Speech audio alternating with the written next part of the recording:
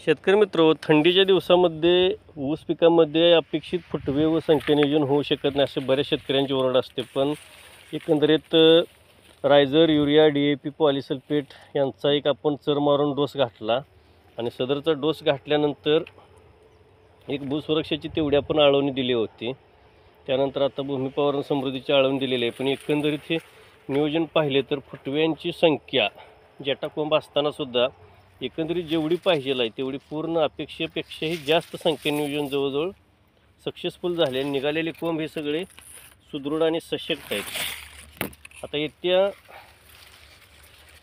5 ते 6 दिवसामध्ये याच प्लॉटचे नियोजन असे असणार आहे की पहिली जटाकोंब मोडणी केली जाणार। मोडणी केल्यानंतर पुन्हा ज्यावेळेला दुसरी फवारणी होईल त्यावेळेला टोटली हाच दिसणारा प्लॉट, हा संपूर्ण प्लॉट येत्या 15 ते 20 दिवसामध्ये पूर्णपणे झाकळलेला असेल की जेणेकरून मोठी भरणीच करायची आहे।